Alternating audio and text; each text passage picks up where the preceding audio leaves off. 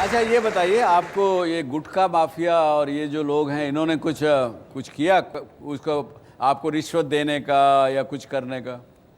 मुझे एक वाकया अभी याद आ गया, सर जी को हम बताना चाहेंगे, आपको भी,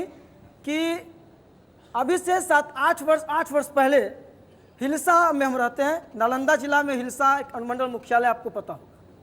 हम अपनी एक टीम को लेकर, गुटखा छोड़ो आंदोलन की एक टीम को लेकर के साइकिल से दिल्ली पहुंचने का हमारा अभियान था। ओह वाह वाह वाह। आपको ये पता होगा, जब कोई भी अच्छा काम आप कीजिएगा तो उसका विरोध करने वाले भी ज़्यादा लोग मिलेंगे, समर्थन कम करेंगे और विरोध ज़्यादा करेंगे। हाँ। और मैंने महसूस किया कि विकट परिस्थिति में आदमी में और चार्मिंग आता है, उसका काम करने का जज्बा, उसका जोश, उसकी साहस, उसकी बुलंदी और बढ़ती है, घटती नहीं। तो हम लोगों ने निर्णय लिया, रात हो जाती थी कभी कभी, चूंकि हम लोग दोपहर में नहीं चलते थे, 3-4 घंटा खाने वाने के लिए रुकते थे, ढाबा होता था वहीं, कहीं कहीं हालांकि प्लानिंग होती थी, लोग समाज सेवी लोग हम लोग रुकने की जगह बनाते थे, लेकिन देर हो जाती थी तो वहाँ प्लानिंग गड़बड़ा जाता था, तो ढाबा में रुकना पड़ता था, बगल में ढाबा होता था, होटल। 2 जगह पे बहुत हॉट डिस्कशन हुआ, तो हमारे 2-3 लोग थोड़ा गर्म, हालांकि वो गर्म ठंडा दोनों जो मिश्रित है, ये क्रांति और हालांकि शांति भी हमने धारण किया हुआ है, ऊपर से क्रांति है तो शांति को छोड़ा नहीं हमने, लेकिन कुछ लोग टीम में थे जो केवल गर्म मिजाज के थे, उनसे थोड़ा सा हो गया। तो कृष्णा नगर बाईपास के समक्ष जब 3:45 बजे हमारा काफिला पहुंचा, साइकिल से हम जा रहे थे, सबसे आगे लीड कर रहे थे हम, पीछे से सारे लोग थे, चूंकि मेरा पोशाक, हमारा यूनिफॉर्म ही एक तरह से ये है, तो पहचानना भी आसान हमें हो जाता है कहीं भी। तो एक लॉरी से कुचलने का प्रयास किया, बहुत उस समय लाइट नहीं आई थी, और उस समय मुझे सबसे पहले तो यहाँ पे बाल पकड़ के खींचा, फिर तेजी से लॉरी की तरफ आगे की ओर, मेरा साइकिल तो चकनाचूर हो गया, लेकिन मैं पलट के उधर, ये मेरा जो हाथ है, ये जो जितना भी नाखून देख रहे हैं, उंगलियां आप देख रहे हैं, ये सारा डैमेज है, फिर से नाखून हुआ, लेकिन ये सब काम बढ़िया से नहीं करता है। तो ये गुटखा माफिया, और उसके बाद कानपुर में 2-3 बार और भी कार्यक्रम, हालांकि वहाँ जब जाते हैं तो लोकल कन्वेनर जो है, वहाँ पुलिस की व्यवस्था हो जाती है अब, तो उसके बाद उन लोगों की बहुत सी धमकियाँ मिली हमको, लेकिन जितनी बार हमारे विपक्ष के लोगों ने, विरोधियों ने धमकी देने का काम किया, डराने का काम किया, धमकाने का काम किया, उतना ही रेशियो में हमारी ताकत बढ़ती गई, और अब हम और आगे बढ़ने के लिए बहुत अच्छा। हमारे यहाँ के डीएम है, नए बने हैं डॉक्टर त्यागराजन एसन, नालंदा जिलाधिकारी, और वो भी आए थे हमारे कार्यक्रम में, जब कम से कम आधा दर्जन लोग जो हाल फिलहाल में 5 महीने में छोड़े हैं, पूरी तरह से छोड़ चुके हैं, उन पर हमने ये भी किया, उनको आवाज़ करना पड़ता है ना, तो वो छोड़ चुके हैं। सब लोगों से हमने पूछा किसी प्रकार की बीच में दवा ली क्या, सभी लोगों ने कहा नहीं सर, जिस समय से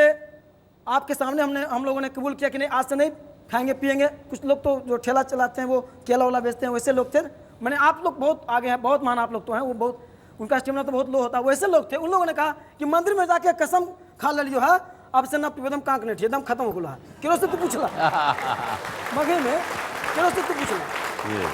तो ये देखिए, ये तो मैं बताऊं आपको, आप तो फिर भी बिहार सुखी है कि बिहार में अभी ड्रग्स का ज़्यादा चलन नहीं हुआ। बम्बई, दिल्ली, बेंगलोर, यहाँ तो युवाओं को 10-12 साल के बच्ची को वो ड्रग्स सिखाना शुरू कर देते, ड्रग खाना शुरू कर देते। इनका ये कहना है कि अगर स्वस्थ भारत अगर आपको चाहिए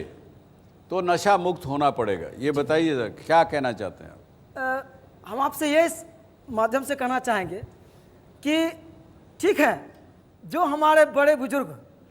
जो अत्यधिक नशा का सेवन करते हैं, या कभी कभी 2 प्रकार के हैं, एक बराबर लेते हैं, एक कभी कभी बोलते हैं कि कभी कभी लेते हैं, यानी कि एक चुनौती नहीं रखते हैं अपने पास, वो किसी से मांग के कहीं नहीं खाते हैं। और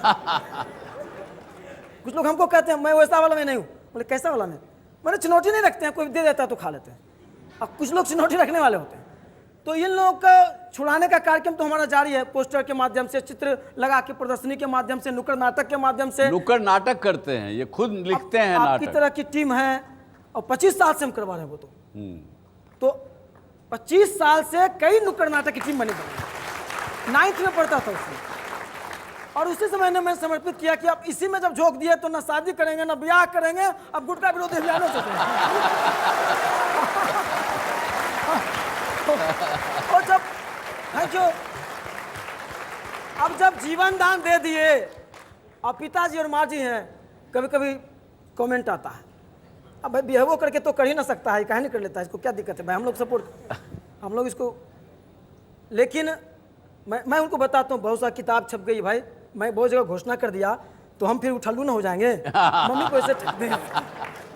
मेरा स्टैंड जो पोजीशन है वो डाउन हो जाएगा, तब मम्मी कहते हैं हाँ ये बात तो हम सोच भी नहीं करते हैं, तो आप तो कुछ और खाली सोचते रहते हैं। परिवार के लोग तो भाई, आप लोग परिवार है तो चाहेंगे ना कि भाई लड़का कुछ करे, सपना होता है, पढ़ा लिखा है, एमए किया हुआ है, और IAS हमारी योग्यता में कमी नहीं है, हमने पढ़ा, बाबूजी की इच्छा थी कि पढ़े भी, पोस्ट ग्रेजुएशन किया है, दिल्ली से भी IAS से डिप्लोमा भी हमने किया, 2 वर्ष का डिप्लोमा भी किया हुआ, तो पढ़ाई हमने की, लेकिन एक ही मकसद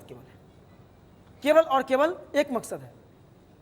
अगर छुड़ाना मुश्किल है तो ये आसान जरूर है कि हमारे जो भाई हैं विभिन्न स्कूल में, कॉलेज में पढ़ने वाले, विश्वविद्यालय में पढ़ने वाले, जो आसानी से या किसी के कहने से या कुसंगत में पढ़ के किसी भी प्रकार के नशीले पदार्थ की चपेट में पड़ जाते हैं, अगर हम उनके बीच जाएं और इस प्रकार का कार्यक्रम करें, संकल्प सभा करें, संगोष्ठियों का आयोजन करें, कोई कितना भी प्रलोभन दे दे, 5 करोड़ रुपए भी दे दे, तो हम अपने जीवन में कभी सिगरेट को हाथ नहीं लगाएंगे, गुटखा को हाथ नहीं लगाएंगे।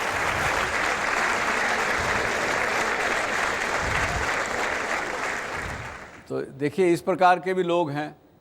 वरना तो राजनीतिक व्यक्ति कभी भी अपनी कुर्सी जब पकड़ में आ जाए तो छोड़ना नहीं चाहता, कितना भी समय हो जाए उनको वो छोड़ना नहीं चाहते। हमारे यहाँ